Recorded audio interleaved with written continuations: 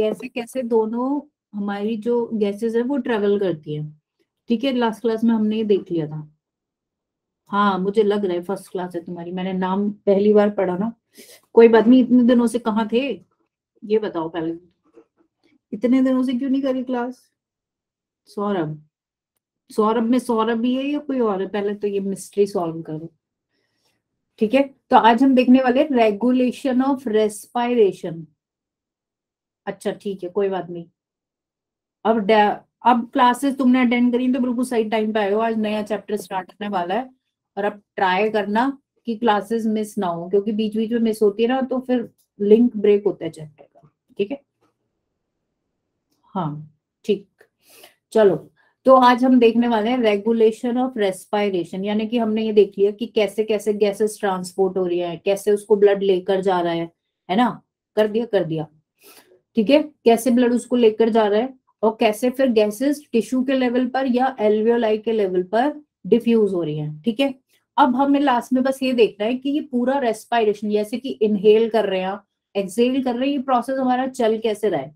Basically brain में कुछ centres are there, वो क्या करते हैं, वो कंट्रोल करते हैं कि कैसे इनहेल करना है, कितने देर तक करना है, डीप ब्रीदिंग करनी है, शैलो ब्रीदिंग करनी है ना। एक तो कोई नॉर्मल ब्रीदिंग जो हम नॉर्मली कर ही रहे हैं। ठीक है, एक होती है फिर शैलो या डीप ब्रीदिंग। जैसे हम एक्सरसाइज करते हैं तो हम देखते हैं हमारी ब्रीदिंग रेट बहुत ज्यादा इंक्रीज हो जाती है। ठीक है, या कोई बंदा बीमार है तो उसका उसी हिसाब से कम भी हो सकता है या ज्यादा भी हो सकता है। ठीक है, तो ये चीजें कैसे कंट्रोल हो रही हैं, इसके लिए certain respiratory centres are there. ठीक है, तो हमारे ब्रेन में क्या होते हैं, कुछ सेंटर्स होते हैं जो ये सब ब्रीदिंग को कंट्रोल करते हैं। ठीक है, बॉडी की चेंजेस के अकॉर्डिंग, हमारी बॉडी में जैसे जैसे चेंजेस होंगे उसके हिसाब से ब्रीदिंग को ये कम या ज्यादा या नॉर्मल मेंटेन करेंगे और कोऑर्डिनेट करेंगे। ठीक है, तो आपकी बुक में 3 सेंटर्स दिए हुए हैं। पहला हो गया रेस्पिरेटरी रिदम सेंटर। ठीक है, सेकंड हो गया न्यूमोटॉक्सिक सेंटर, टैक्सिक, न्यूमोटैक्सिक। सही है। थर्ड है हमारा कीमो सेंसिटिव सेंटर। ठीक है, इन सेंटर से देखते हैं कि कैसे कैसे क्या होता है।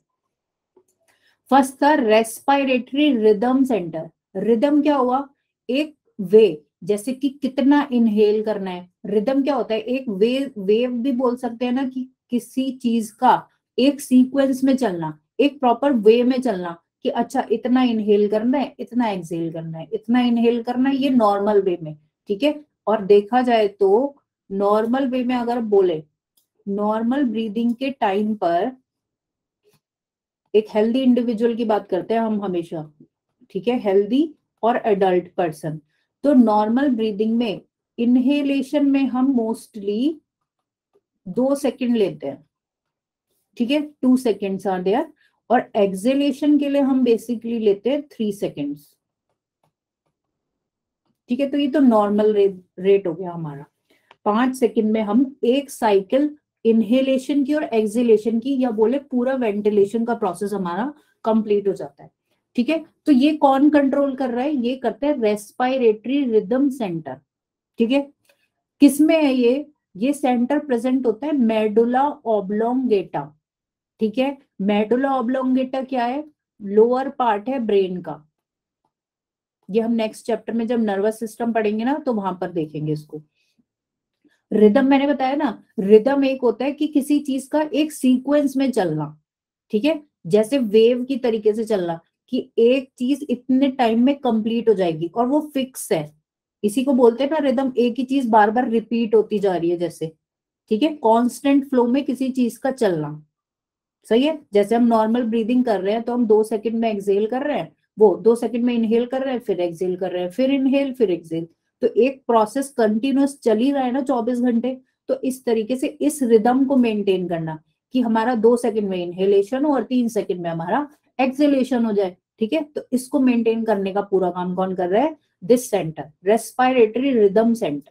सही है, कहाँ होता है ये, मेडुला ऑब्लोंगेटा में। पोजीशन आपको याद रखनी है इन तीनों सेंटर्स में। सही है। सेकंड हमारा सेंटर है न्यूमोटैक्सिक सेंटर। इसकी लोकेशन कहाँ है, इसकी लोकेशन है पॉन्स में। ये क्या होता है, पोन्स को बोलते हैं, ये भी एक पार्ट ही है ब्रेन का, ये भी लोअर पार्ट है ब्रेन का। ठीक है, जैसे हम यहाँ पे देखें अपने पीछे हेड के पोर्शन में या नेक के पीछे वाले पोर्शन में, तो यहाँ पे पोन्स और मेडुला प्रेजेंट होते हैं, ठीक है, जो स्पाइनल कॉर्ड से फाइनली ज्वाइंट होते हैं, ठीक है। तो these are lower parts of brain, और इन्हीं दोनों पार्ट्स में क्या है, रेस्पिरेटरी सेंटर्स आर देयर, जो पूरे रेस्पिरेशन को, या हम बोले कि कंट्रोल कर रहे हैं ब्रीदिंग को, सही है। मेडुला ऑब्लोंगेटा एक इंपॉर्टेंट सेंटर है, ये ब्रीदिंग को तो कंट्रोल कर ही रहा है, जो हमने अभी देखा, साथ के साथ ये हार्ट बीट को भी कंट्रोल करता है, ठीक है। It's an important brain centre, सही है। सेकेंड फंक्शन न्यूमोटैक्सिक में हमने देखा कि रेस्पिरेटरी रिदम तो कंट्रोल कर ही रहा है, साथ के साथ ये क्या करता है, कभी कभी रिड्यूस करता है ड्यूरेशन ऑफ इंस्पायरेशन और रेस्पिरेटरी रेट को। कब करेगा, at the time of exercise, ठीक है। एक्सरसाइज में आप क्या देखते हो कि आप जोर जोर से सांस लेते हो, ऑक्सीजन की डेफिशिएंसी होती है, तो बॉडी क्या करती है, तेज तेज सांस लेना शुरू करेगी। तो कैसे पता लगा बॉडी को कि तेज तेज सांस लेनी है, इसने बताया न्यूमोटैक्सिक सेंटर ने, कि हमारी बॉडी में ऑक्सीजन की डेफिशिएंसी हो रही है, तो क्या करना पड़ेगा, ब्रीदिंग रेट को इंक्रीज करना पड़ेगा। तो ये सिग्नल किससे आया, ये सिग्नल इस सेंटर से आया, इस सेंटर से सिग्नल कहाँ ट्रांसफर हुआ, हमारे लंग्स को ट्रांसफर हुआ, और उनमें क्या हुआ, हमारी मसल्स को ट्रांसफर हुआ, और हमारा ब्रीदिंग रेट क्या हो गया, फास्ट हो गया, ठीक है। क्या कर दिया इन्होंने, ब्रीदिंग रेट को फास्ट करा, यानी कि अब रेस्पिरेटरी रेट हमारा एक तरीके से इंक्रीज हो गया। साथ के साथ आप देखो, कभी जब ज्यादा ऑक्सीजन की रिक्वायरमेंट होती है, तो उस केस में क्या होता है, उस केस में आप ब्रीदिंग फास्ट करोगे, यानी कि इंस्पायरेशन फास्ट हो जाएगा आपका, इंस्पायरेशन क्या हो जाएगा, फास्ट हो जाएगा, लेकिन पूरा ओवरऑल प्रोसेस कैसा होगा, वो बहुत शैलो होगा, ठीक है। शैलो से क्या मतलब है कि आप तेज तेज सांस लोगे, लेकिन गहरी सांस नहीं लोगे, क्योंकि क्या करना है, हमें जल्दी जल्दी ऑक्सीजन को अंदर पहुंचाना है, ऑक्सीजन की डेफिशिएंसी हो गई, CO2 हमारा सेल्स में इंक्रीज हो गया एक्सरसाइज के टाइम पे या किसी और वे में भी। तो उसमें मेन क्राइटेरिया क्या है, पहला कंडीशन ये है कि हमें CO2 को बाहर निकालना है और ऑक्सीजन को अंदर लेना है। तो हम क्या करेंगे, जल्दी जल्दी सांस लेंगे, ठीक है। और जब जल्दी जल्दी सांस लेंगे तो उसमें बहुत डीप सांस नहीं लेंगे, ऐसे ऐसे नहीं, जल्दी जल्दी लेंगे, ठीक है। भागते हैं तो ऐसे ही होता है ना, जब आप रोज नहीं भागते, आप को एक दिन भगा दो, तो उस दिन देखना आप तेज तेज सांस लोगे आप, वो शैलो डीप होगी, शैलो ब्रीदिंग होगी, डीप नहीं होती, ठीक है। तो इन्होंने क्या रहा, ड्यूरेशन कम कर दिया, लेकिन क्या करा, उसको शैलो बना दिया, और क्या करा, रेट इंक्रीज कर दिया, रेट को फास्ट कर दिया। तो ये काम कौन करता है, न्यूमोटैक्सिक सेंटर। बेसिकली जो ये रेस्पिरेटरी रिदम सेंटर है, जो फर्स्ट वाला मैंने लिखा है, इसमें 4 सेंटर्स होते हैं अलग से, इंस्पायरेशन का अलग होता है, एक्सपायरेशन का अलग होता है, न्यूमोटैक्सिक होता है, और एक और होता है, 4 सेंटर्स होते हैं, ठीक है। तो ये ओवरऑल आपकी ब्रीदिंग को नॉर्मल वे में भी, और अगर डिजीज कंडीशन है या एक्सरसाइज वाली कंडीशन है, तो उसमें कम या ज्यादा करने का काम ये सेंटर्स हमारे करते हैं। न्यूमोटैक्सिक सेंटर का सिंपल इतना मीनिंग है कि एक तो हो गया नॉर्मल ब्रीदिंग का रेट, तो नॉर्मल ब्रीदिंग तो फर्स्ट से कंट्रोल हो रही है, लेकिन नॉर्मल के अलावा भी तो कुछ कंडीशन हो सकती है ना, जब हमारी बॉडी में क्या हो, CO2 बहुत ज्यादा मात्रा में बढ़ जाए और ऑक्सीजन की डेफिशिएंसी हो गई। तो ऐसी कंडीशन मोस्टली कहाँ मिलती है, जब हम एक्सरसाइज कर रहे हैं या कोई ऐसा टास्क कर रहे हैं जिसमें हमें हैवी ऑक्सीजन का रिक्वायरमेंट है। तो उस केस में आपको क्या करना है, आपको जोर जोर से सांस लेनी पड़ती है, लेते हो ना, सोच के देखो, अभी तुम्हें भगा दे, हम भाग के आओ, पूरा तुम्हारे घर के बाहर गली में चक्कर मार के आओ, ये तो सांस फूलेगी नहीं फूलेगी। तो उस केस में क्या होगा, आप तेज तेज सांस लोगे, तो वो कौन करवा रहा है, वो न्यूमोटैक्सिक सेंटर की वजह से होगी। जैसे ही आपकी बॉडी में CO2 इंक्रीज हो जाएगा, या बोले तो H+ भी इंक्रीज हो जाता है, तो बॉडी क्या करेगी, बॉडी की फर्स्ट प्रायोरिटी ये है कि इस CO2 को बॉडी से बाहर निकाला जाए और ऑक्सीजन को अंदर लाया जाए। तो उस केस में रेट बढ़ाना पड़ेगा ना, नॉर्मल ब्रीदिंग से तो काम चलेगा नहीं। तेज तेज सांस लेते हैं ना, हम क्यों लेते हैं, इसीलिए लेते हैं, ठीक है। और किसकी वजह से लेते हैं, सेकंड वाले सेंटर की वजह से। समझ आई बात, सोनम, अब मुझे नाम याद हो गया, सोनम, ठीक है। थर्ड हमारा है कीमो सेंसिटिव सेंटर या एरिया, ठीक है। ये रिदम सेंटर के पास ही है, यानी कि पोन्स के पास या मेडुला ऑब्लोंगेटा के पास ही होगा, ठीक है। तीनों का लोकेशन ऑलमोस्ट सेम सही है। इसमें क्या होता है, इसमें डायरेक्ट कंडीशन CO2 से रिलेटेड है। मान लो कभी ऐसा है कि आपके ब्रेन में ओवरऑल CO2 का कंसंट्रेशन ही इंक्रीज हो गया, सही है, या हाइड्रोजन आयन का कंसंट्रेशन, जो मैंने यहाँ पर बताया वही चीज है, ठीक है। ये तो सिर्फ एक्सरसाइज में ऑल्ट्रेशन की बात कर रहा है, लेकिन ये नीचे वाला जो थर्ड वाला सेंटर है ये सेंस करता है डायरेक्ट CO2 के कंसंट्रेशन को, ठीक है। ये डायरेक्ट CO2 के कंसंट्रेशन को सेंस करेगा और उस सेंस की वजह से आपके ब्रीदिंग रेट को इंक्रीज या डिक्रीज या जैसे भी सेट करना होगा उस तरीके से सेट करेगा, ठीक है। दोनों का ऑलमोस्ट सेम सा ही काम है, बस डिफरेंस इतना है कि ये कीमो सेंसिटिव है, ये डायरेक्ट कंसंट्रेशन को सेंस करके एडजस्ट करेगा ब्रीदिंग रेट को। एडजस्ट करने का काम कौन करेगा? न्यूमोटैक्सिक सेंटर, सही है। साथ के साथ एक और होते हैं एओर्टिक आर्क और कैरोटिड आर्टरी, ठीक है। ये हार्ट से रिलेटेड है, दोनों सर्कुलेटरी सिस्टम से। इनमें भी कुछ रिसेप्टर्स आर प्रेजेंट। रिसेप्टर क्या करेंगे? दोबारा से भाई मेन चीज क्या है ब्रीदिंग में? अगर हम देखें तो CO2 की कंसंट्रेशन बढ़ रही है, उसको रिड्यूस करने का काम करते हैं ना ब्रीदिंग में, तो वही कंसंट्रेशन को ये सेंस करते हैं सेंटर्स, ठीक है। और सेंस करके आपकी ब्रीदिंग को इंक्रीज या डिक्रीज अकॉर्डिंगली ये करेंगे, यानी कि जो रेस्पायरेशन का रिदम है उसको मेंटेन करने का काम करेंगे, ठीक है। तो बेसिकली आपको इसमें बस यही याद रखना है कि कौन सा सेंटर एक तो कहाँ पर लोकेटेड है, दोनों की पोजीशन याद कर लो। और ये वाला सेकंड वाला ज्यादा इंपॉर्टेंट है, क्योंकि इसमें क्या है, इसमें ये क्या कर रहा है, ड्यूरेशन को डिक्रीज कर रहा है आपके रेस्पायरेशन इंस्पायरेशन के, और ब्रीदिंग रेट को कैसा बना देगा? ऑल्टर करेगा, फास्ट कर देगा at the time of exercise. Chemo sensitive, देखो नाम से पता लग रहा है ये सेंस कर रहा है, ठीक है, किसी भी सेल के केमिकल बैलेंस को सेंस कर रहा है। कीमो सेंसिटिव, कीमो कौन सा केमिकल? CO2 और H+ आयन का कंसंट्रेशन ये डायरेक्ट सेंस करेगा, ठीक है। जैसे कंसंट्रेशन इंक्रीज होगी ये क्या करेगा? एक्टिवेट करेगा दूसरे सेंटर को, इन सेंटर्स को, ठीक है। सेंस करने के लिए भी तो कुछ होना चाहिए ना, तो ये सेंस करेगा। सेंस करने के बाद अगले सेंटर को क्या करेगा? रेगुलेट करेगा या सिग्नल्स देगा कि ब्रीदिंग रेट को इंक्रीज करना है या नहीं करना, ठीक है। समझ आई बात? सेंसिटिव है ना ये, सेंस कौन करेगा? सेंस करने के लिए भी तो कुछ होना चाहिए ना, तो ये सेंस करेगा। सेंस करके सिग्नल्स किसको ट्रांसफर करेगा? या तो फर्स्ट को ट्रांसफर कर देगा, सेकंड को कर देगा। बेसिकली सेकंड को करेगा, क्योंकि फर्स्ट वाला सेंटर सिर्फ नॉर्मल ब्रीदिंग के रेट में काम आ रहा है, ठीक है। और सेकंड वाला जो सेकंड नंबर पे लिखा है वो क्या कर रहा है? वो ऑल्टर कर रहा है at the time of exercise, या कोई ऐसी कंडीशन है जिसमें आपको फास्ट ब्रीदिंग करनी है। समझ आई बात? कभी कभी ऐसा भी होता है ना, कोई ऐसी एडवर्स सिचुएशन आ जाए जिसमें बोलते हैं फाइट और फ्लाइट रेस्पॉन्स, एकदम से आप डर जाओ, है ना। मान लो आप जा रहे हो, सामने से कुछ ऐसी चीज आ गई, आप डर गए, आप एकदम भागोगे, तो उस केस में भी तो आपका एकदम ब्रीदिंग रेट क्या होता है? इंक्रीज हो जाता है।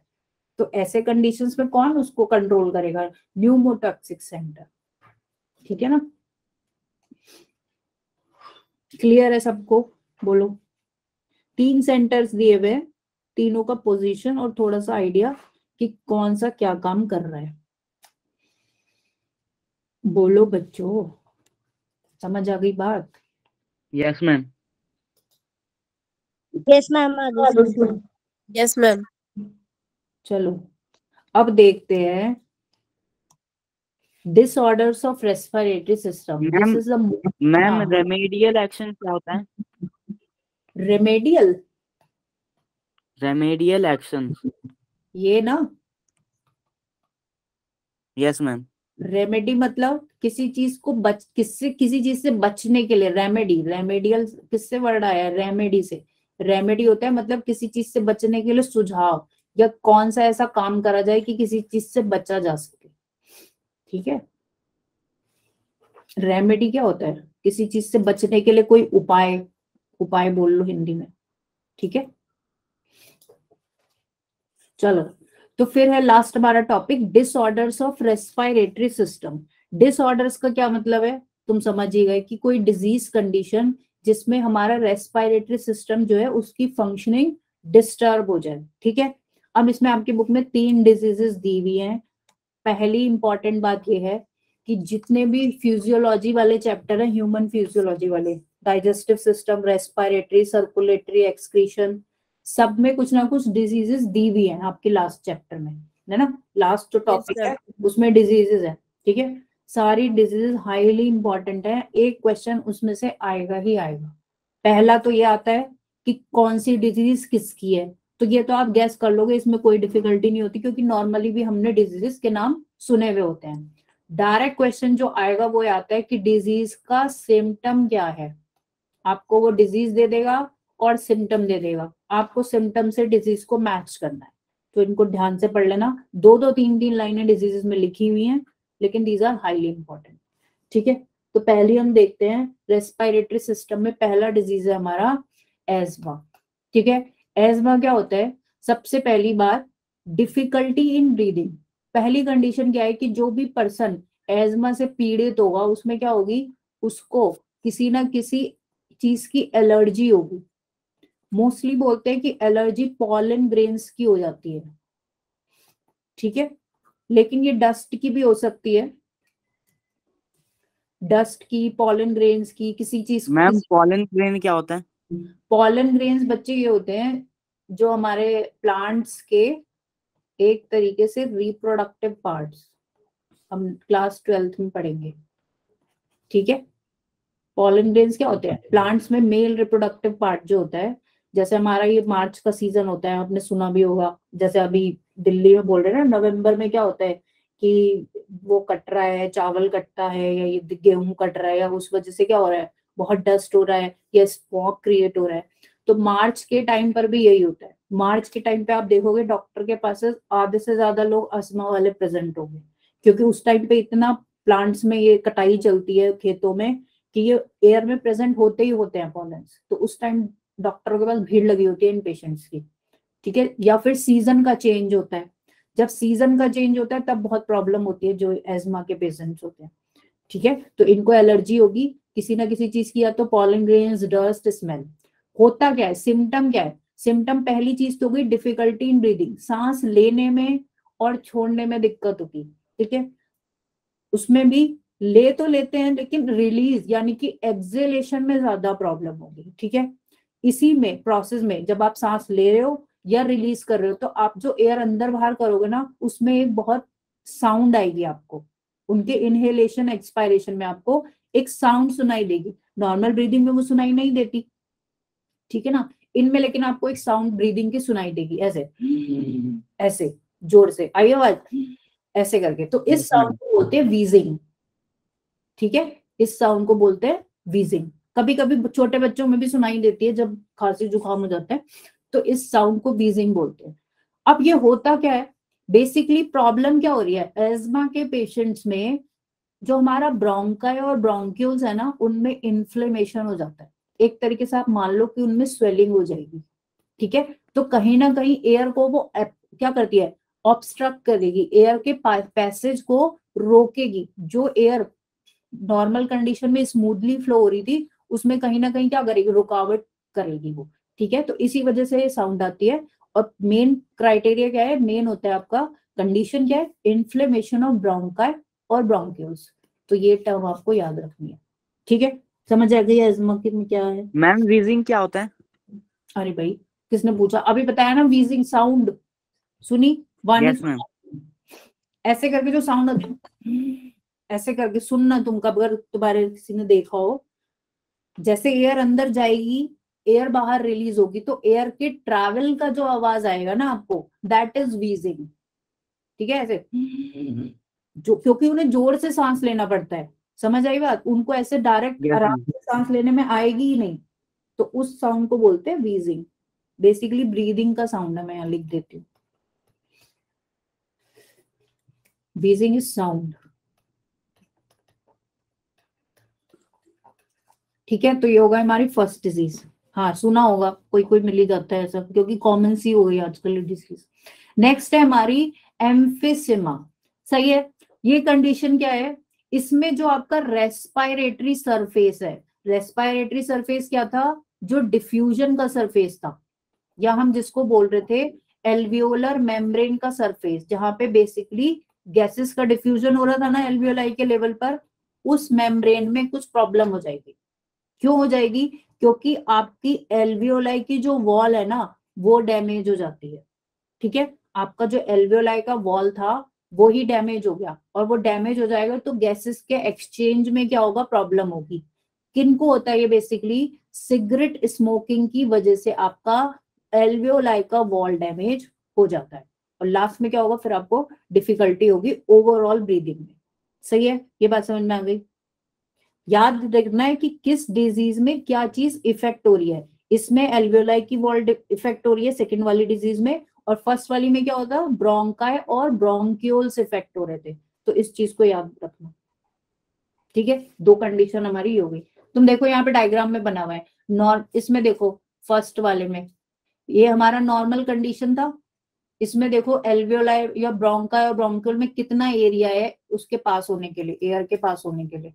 बीच में दिख रहा है ये गोल गोल था। और जब एज्मा की कंडीशन हुई तो ये कितना पैसेज कितना नैरो हो गया, दिख रहा है? जूम करूं? यस मैम, दिख रहा है ना? तो जब ये पैसेज इतना पहले इतना बड़ा एरिया था एयर के पास होने के लिए, बाद में वो इतना सा छेद बच गया छोटा सा। तो जब एयर पास होगी तो वो कहीं ना कहीं रुकावट होगी ना उसमें, वो इतना स्मूथली फ्लो नहीं कर पाएगी, इसी वजह से वो व्हीजिंग की साउंड हमें आती है। ठीक है, नेक्स्ट देखते हैं। थर्ड डिजीज है हमारी ऑक्यूपेशनल रेस्पिरेटरी डिसऑर्डर। ऑक्यूपेशनल मतलब किसी ऑक्यूपेशन या जॉब से रिलेटेड कोई डिसऑर्डर। अब जॉब से रिलेटेड कैसे होगा डिसऑर्डर? कोई कोई ऐसा जॉब होता है जिसमें कुछ फ्यूम्स या डस्ट का काम होता है। एज्मा का मेजर कॉज बताया तो इन्फ्लेमेशन ऑफ ब्रोंकाई और ब्रोंक्यूल्स। और किस वजह से होगा इन्फ्लेमेशन? पॉलन ग्रेन्स या एलर्जी। आपके बॉडी में क्या होता है? कुछ एलर्जिक सब्सटेंसेस आते हैं तो हमारी बॉडी क्या करती है? रिएक्ट करती है। जैसे ही आप ये भी 12th में पढ़ोगे कि अगर हमारी बॉडी में कोई फॉरेन एजेंट आता है तो हमारी बॉडी उसके अगेंस्ट क्या करती है? रिएक्ट करती है, कुछ एंटीबॉडीज बनाती है, कुछ अपने सिस्टम को एक्टिवेट करती है कि ये फॉरेन पार्टिकल है और इसे मुझे किल करना है। तो वही कंडीशन यहाँ पर होती है। आपकी बॉडी उसको सेंस नहीं, ये सबके केस में नहीं होता भाई। पॉलन ग्रेन्स तो सबके लिए सेम है, हवा सबके लिए सेम है, लेकिन सारे लोग तो नहीं हो रहे ना बीमार, कुछ ही लोग हो रहे हैं क्योंकि उनकी बॉडी ज्यादा सेंसिटिव है। ठीक है, तो ये आप 12th में पढ़ोगे कि सेंसिटिविटी एंटीबॉडीज का प्रोडक्शन कैसे होता है। सही है, अब देखते हैं थर्ड, ऑक्यूपेशनल या जॉब से रिलेटेड कौन से डिसऑर्डर्स है।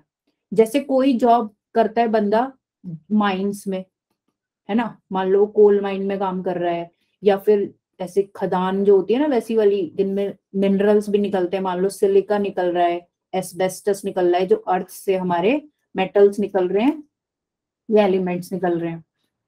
तो इनमें क्या होता है? इनमें डायरेक्ट फ्यूम्स के कांटेक्ट में या एक तरीके से गैसेस तो नहीं होगा, एक तरीके से कुछ ना कुछ उनके पार्टिकल्स निकलेंगे जिसको हम डस्ट भी बोल सकते हैं। जो काम करेगा वो लगातार लॉन्ग टाइम तक इनके एक्सपोजर में रहेगा, तो कहीं ना कहीं वो उसके लंग्स में भी जाएंगे एयर के थ्रू। ठीक है, तो जो लॉन्ग टाइम तक ऐसे काम करता है उनको ऐसी बीमारी हो जाती है। इसको बोलते हैं ऑक्यूपेशनल रेस्पिरेटरी डिसऑर्डर। ठीक है, क्या होता है इसमें? इसमें जो आपकी लंग्स में या एल्वियोलाई की वॉल में क्या होता है? एक फाइब्रस टिश्यू होता है, उसमें क्या होगा? प्रोलिफरेशन हो जाएगा, यानी कि उसमें मल्टीपल डिविजन्स होके वो क्या होगा? उसका नंबर इंक्रीज हो जाएगा। ठीक है, टिश्यू क्या होगा? मल्टीपल डिविजन्स होके उसका नंबर इंक्रीज हो जाएगा। जो टिश्यू मान लो पहले इतनी लेयर में होना चाहिए था वो इतनी लेयर में हो गया। ठीक है, मल्टीपल डिविजन। प्रोलिफरेशन का मतलब होता है डिवाइड होकर किसी चीज का इंक्रीज हो जाना। ठीक है, तो फाइब्रस टिश्यू यहाँ पे इंक्रीज हो गया, इसको बोलते हैं फिब्रोसिस। ठीक है, क्या बोलते हैं इसको? फिब्रोसिस, या इन्फ्लेमेशन भी बोल सकते हो, स्वेलिंग। ठीक है, वो मोटा हो गया आपका जो टिश्यू था, नॉर्मल कंडीशन में ऐसा था वो, लेकिन वो वाइड हो गया। ठीक है, दोनों कंडीशन यहाँ पे हो सकती हैं, बोलते हैं इसको फिब्रोसिस। और इसकी वजह से क्या होगा? वही दोबारा से आपको पूरी ओवरऑल ब्रीदिंग में डिफिकल्टी फेस करनी पड़ेगी। सही है, जैसे कि ऑक्यूपेशनल, ये तो कॉमन टर्म हो गया कि ऑक्यूपेशनल रेस्पिरेटरी डिसऑर्डर। लेकिन मान लो जैसे सिलिका की केस में हुआ है, कोई आदमी क्या काम करता था? सिलिका वाले जॉब में काम करता था कि जहां पे सिलिका का प्रोडक्शन हो रहा था, सिलिका का काम हो रहा था, तो उस केस में डिजीज को बोलेंगे सिलिकोसिस, कि उस बंदे को सिलिकोसिस हुआ है। सही है, और अगर कोई एस्बेस्टस से रिलेटेड किसी को डिजीज हुई है तो तब हम बोलेंगे एस्बेस्टोसिस। ठीक है, तो ये डायरेक्ट दोनों नाम क्या है, ये दोनों डिजीजेस हमारी ऑक्यूपेशनल रेस्पिरेटरी डिजीजेस हैं। ठीक है, क्लियर है? Yes ma'am. सही है, तो that's all about respiratory system. आपका चैप्टर यहाँ पर होता है खत्म। ठीक है, ये क्वेश्चंस है मैं बाद में कराऊंगी। आगे देखिए, फिर नेक्स्ट चैप्टर स्टार्ट करें। बोलो, यस मैम। इसमें कोई डाउट तो नहीं, किसी को पूछना है पूछ लो, 2-4 मिनट कुछ समझना हो एक्स्ट्रा, नहीं तो हम सर्कुलेशन स्टार्ट करते हैं। ठीक है, मैम हार्ट फेलियर बता दो क्या होता है। क्या बताऊं? मैम हार्ट फेलियर हमने पढ़ा था कल। हार्ट फेलियर हम सर्कुलेशन वाले चैप्टर में पढ़ेंगे। अभी जो हम चैप्टर स्टार्ट करने वाले हैं ना उसमें पढ़ेंगे। हार्ट फेलियर की भी डिफरेंट कंडीशंस होती हैं। ठीक है, मैम ये थर्ड वाला पॉइंट ही बता दो। कौन सा बेटा, कौन सा कह रहे हो सोनम? मैम जो आपने एडिशनल रेस्पिरेटरी डिसऑर्डर बताया ना, लास्ट में जो आपने बताया एबेस्टस वाले डिजीज के बारे में बताया, वो डिजीज का नाम दोबारा से बता दो। देखो, सिलिका क्या है, ग्लास में यूज होता है ना सिलिका। ठीक है, तो मान लो कोई ऐसी फैक्ट्री में काम करता है बंदा जहां पे सिलिका का यूज होता है कुछ भी बनाने के लिए, तो वो क्या करेगा, वो सिलिका डस्ट में आएगा ही आएगा आपकी। ठीक है, तो वो आपकी सांस में जाएगा। तो ऐसे बंदा जो सिलिका की फैक्ट्री में काम करता है, तो वो लॉन्ग टर्म के बाद मान लो डॉक्टर के पास गया और डॉक्टर ने बोला तुम्हें ऑक्यूपेशनल रेस्पिरेटरी डिसऑर्डर है, तो वो ये बोलेगा कि उसको कौन सी डिजीज है, उसको सिलिकोसिस हुआ है, सिलिका की वजह से उस बंदे को सिलिकोसिस हो गया। ठीक है, ऐसे ही एस्बेस्टस की वजह से अगर कोई बंदा बीमार हुआ है तो हम बोलेंगे उसको एस्बेस्टोसिस हुआ है। स्पेसिफिक नाम रख दिया क्योंकि ये तो एक कॉमन नाम हुआ ना, ऑक्यूपेशनल रेस्पिरेटरी डिसऑर्डर, ये कॉमन नाम हुआ। ठीक है, तो इन्होंने कैटेगराइज कर दिया कि सिलिका की वजह से हुआ तो सिलिकोसिस और एस्बेस्टस की वजह से हुआ तो एस्बेस्टोसिस। ठीक है, ओके मैम। हाँ ठीक है, तो चलो फिर क्वेश्चंस बेटा बाद में करवाऊंगी, लास्ट में स्वीटी, लास्ट में करेंगे। ठीक है ना, नेक्स्ट चैप्टर स्टार्ट करते हैं क्योंकि सिलेबस भी कवर करना है थोड़ा सा, है ना, थोड़ा सा फास्ट हमें चलना ही पड़ेगा। दूसरे बैचेस में भी स्टार्ट हो ही गया है।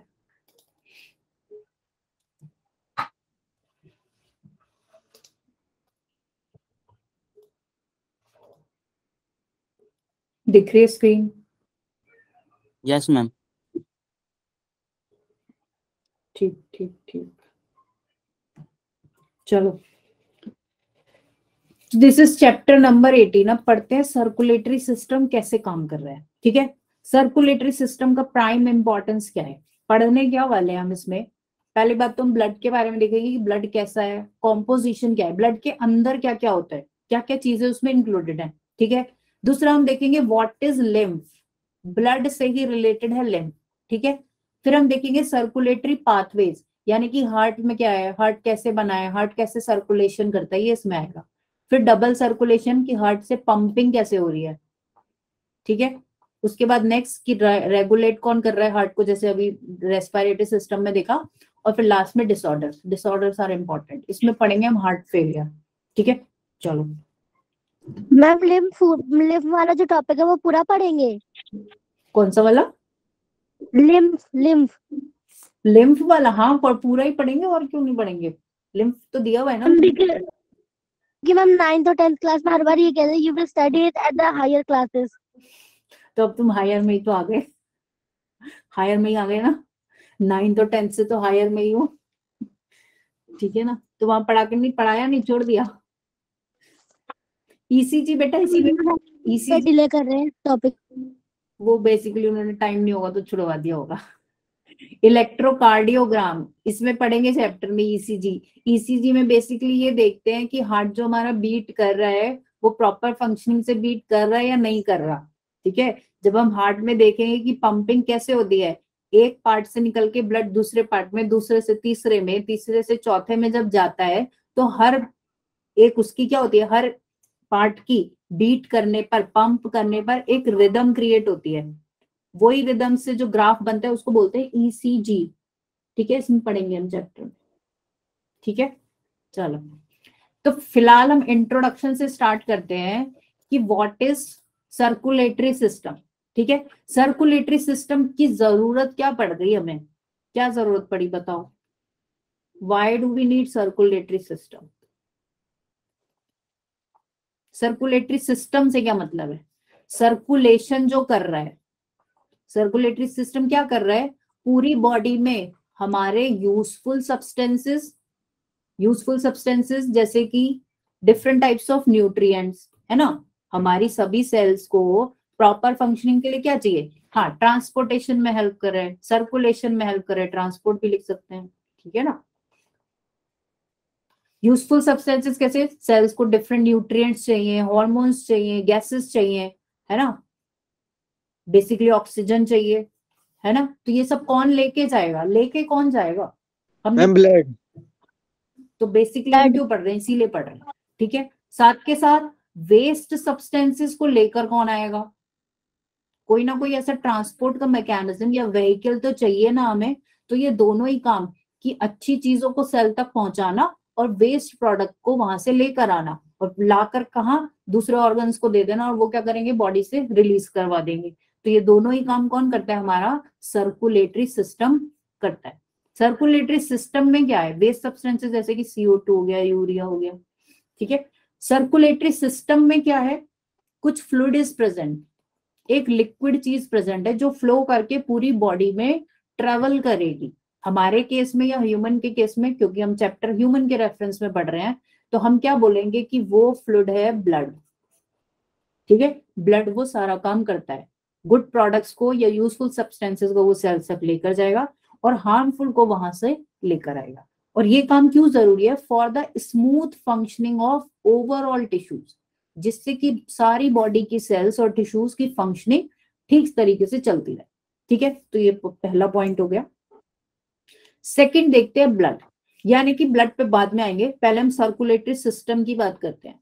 अगर हम ओवरऑल लिविंग ऑर्गेनिज्म में देखें तो there are 2 types of circulatory system, एक होता है ओपन और एक है क्लोज्ड, ठीक है। एक है ओपन, एक है क्लोज्ड। इसमें देखते हैं क्या डिफरेंस है। यहाँ पे देखो, ये फर्स्ट वाला कौन सा है, this is open circulatory system और दिस इज क्लोज्ड। क्लोज्ड किसमें है, यानी कि हमारे केस में, ह्यूमन के केस में, या हम बाकी वर्टिब्रेट्स की भी बात करें, या हम बोले हायर ऑर्गेनिजम्स के केस में क्या होता है, क्लोज्ड सर्कुलेटरी सिस्टम होगा। ओपन और क्लोज से क्या मतलब है, ओपन का मतलब है कि ब्लड हमारा या जो भी फ्लूइड है, ठीक है, क्योंकि लोअर ऑर्गेनिजम्स के केस में हमें प्रॉपर ब्लड ऐसे देखने को नहीं मिलेगा जैसे हमारा होता है, ठीक है। उस केस में मतलब जो भी फ्लूइड है वो क्या हुआ, वो हार्ट से पंप तो हुआ, ठीक है, पंप हुआ, वो ट्यूब्स के थ्रू या वेसल्स के थ्रू क्या हुआ, बॉडी कैविटी में जाके फिल हो जाएगा, ठीक है। क्या हो जाएगा, बॉडी कैविटी में जाके फिल हो जाएगा, यानी कि उसकी जो ट्यूब्स थी या वेसल्स थी वो कैसी थी, वो ओपन एंडेड थी। देखो यहाँ पे ये ओपन है ना, लास्ट में जो भी हमारा फ्लूइड आया वो क्या हुआ, वो पूरी बॉडी कैविटी में एक तरीके से भर गया, ठीक है। इसमें देख लो नीचे वाले डायग्राम में, यहाँ से फ्लूइड आ रहा है और यहाँ पे क्या होगा, पूरी बॉडी में फिल हो जाएगा। बॉडी में क्या है, सेल्स हैं, सेल्स एक्सचेंज करेंगी, दोबारा से इन्हीं ट्यूब्स के थ्रू क्या होगा, ब्लड वापस या फ्लूइड जो भी है वो वापस हार्ट तक चला जाएगा, ठीक है। तो इसको बोल रहे हैं ओपन, क्योंकि एक एंड वेसल्स का या ट्यूब्स का क्या है, खुला हुआ है, और उसकी वजह से बॉडी कैविटी जो है पूरी उससे भर जाती है, ठीक है। एक तरीके से क्या हुआ, सेल्स उसमें नहा ली, पूरा फ्लूइड भरा हुआ है और सेल्स उसमें जिनको जो चाहिए था उन्होंने सब्सटेंसेस ले लिए। एक तो ये हो गया तरीका। दूसरा, अगर हम क्लोज्ड की बात करें तो हमारे केस में क्या है, हार्ट से जो भी चीज चली, यानी कि ब्लड ही चला हमारे में, तो ब्लड जो चलेगा वो प्रॉपर वेसल्स के थ्रू पूरी बॉडी में सर्कुलेट होगा और वेसल्स में ही रहेगा, वो वेसल्स से बाहर नहीं आएगा, कहीं भी नहीं आएगा, ठीक है। वो वेसल्स के थ्रू पूरी बॉडी में जाएगा और उन्हीं के थ्रू क्या होगा, वापस पंप होके हमारे हार्ट में आ जाएगा। जैसे कि ये पूरा क्लोज्ड सर्किट है, ये सर्किट कैसा है, पूरा क्लोज है, और ये कैसा था, ये ओपन था, इसीलिए इसको क्लोज बोल रहे हैं, और एक को क्या बोल रहे हैं, ओपन सर्कुलेटरी सिस्टम, ठीक है। इसमें क्या होता है, इसमें हमारी जो सेल्स हैं, ओपन वाले में जो हमारी सेल्स हैं वो डायरेक्ट कांटेक्ट में आ गई फ्लूइड के, डायरेक्ट कांटेक्ट में आ गई ना, क्योंकि वहां पे भर गया पूरी बॉडी कैविटी में, डायरेक्ट कांटेक्ट। लेकिन यहाँ पे क्या होगा, यहाँ पे डायरेक्ट कांटेक्ट में नहीं आएंगी, क्योंकि वो वेसल्स में ही रहेगा, वेसल से बाहर ब्लड नहीं आएगा। ठीक है, उसी के थ्रू सर्कुलेट होगा। यहाँ से जैसे ब्लड वेसल जा रही है आपकी, यहाँ पर सेल होगी, तो एक्सचेंज कैसे होगा, जैसे हमने डिफ्यूजन के केस में देखा, रेस्पिरेशन में देखा कि मिनरल्स और सब्सटेंसेस क्या होंगे, डिफ्यूज होके सेल तक पहुंच जाएंगे। सही है, ठीक है, समझ आ गया व्हाट इज ओपन और क्लोज्ड। Yes ma'am. ठीक है, तो देयर आर बेसिकली दो टाइप ऑफ सर्कुलेटरी सिस्टम, पहला ओपन हो गया और फिर हो गया क्लोज्ड। अब आगे देखते हैं। अब हम बात करते हैं, अभी हमने देखा सर्कुलेटरी सिस्टम के टाइप, अब देखते हैं सर्कुलेशन का टाइप, कि फ्लूइड का जो सर्कुलेशन है, भाई हमने ब्लड देखा, ब्लड क्या होता है, पूरी बॉडी में सर्कुलेट ही होता है ना, पूरी बॉडी में ट्रांसपोर्ट होता है और वापस फिर हार्ट में आ जाता है। ठीक है, तो ये सर्कुलेशन भी दो तरीके से होता है, क्योंकि हम पूरे एनिमल वर्ल्ड की बात कर रहे हैं या एनिमल किंगडम की बात कर रहे हैं, तो लोअर ऑर्गेनिजम्स में कैसा है, ये इंट्रासेलुलर। ठीक है, एक होता है इंट्रासेलुलर सर्कुलेशन और एक होता है एक्स्ट्रा सेलुलर सर्कुलेशन। ये वही है जो मैंने तुम्हें पीछे बताया अभी, कि इंट्रासेलुलर, इंट्रा मतलब सेल के अंदर, इनसाइड ऑफ द सेल, जो फ्लूइड सर्कुलेट होगा वो सेल के अंदर भी जा सकता है या अंदर होगा।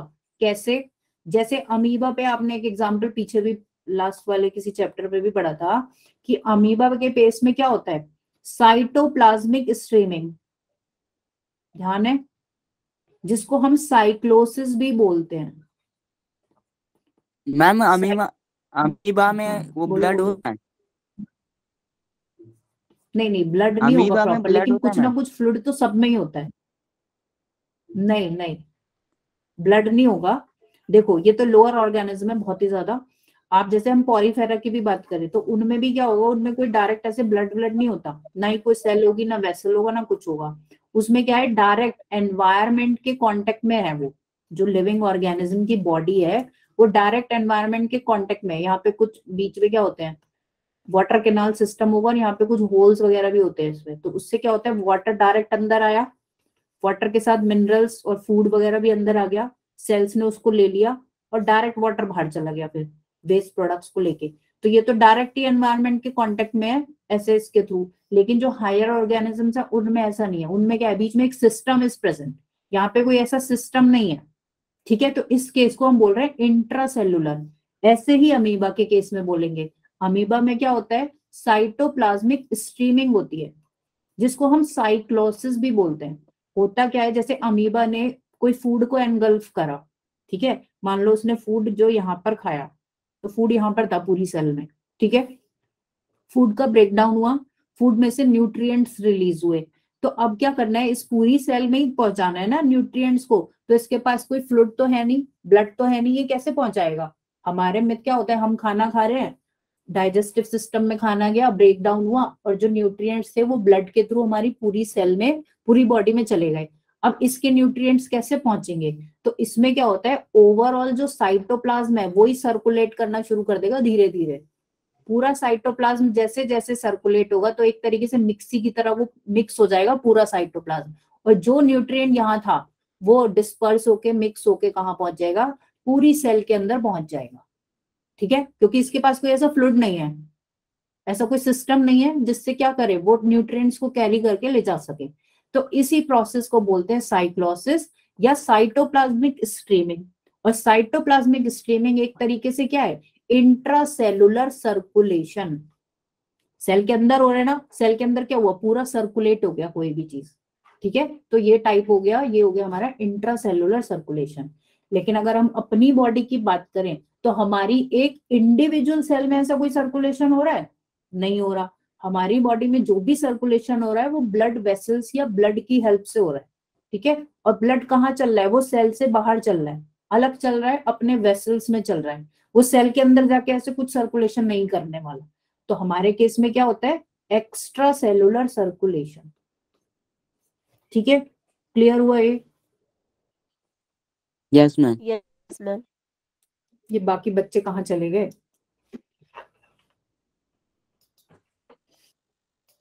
ठीक है, तो ये 2 पॉइंट हो गए हमारे। अब स्टार्ट करें ब्लड या नेक्स्ट क्लास में स्टार्ट करें, नहीं तो फिर ये छूट जाएगा। मैंने पिछली क्लास में भी यहीं तक पढ़ाया है। मैम स्टार्ट कर दो। ठीक है, फिर आगे पीछे हो जाते हैं यार, क्वेश्चंस कर लेते हैं। कोई प्रॉब्लम है तो पीछे यस का। मैम, क्वेश्चन कर लो फिर। हाँ, क्वेश्चन कर लो फिर। क्वेश्चन करा दूं, है ना? Question yes ma'am. फिर मैं यहीं से स्टार्ट करूंगी, क्योंकि ये पूरा सीक्वेंस में चलेगा। ब्लड देखेंगे, फिर ब्लड का कॉम्पोजिशन कैसे कैसे बना होता है, नहीं तो फिर लिंक ब्रेक होता है चैप्टर में। तो क्वेश्चंस करते हैं, पोल्स के थ्रू करना, ठीक है?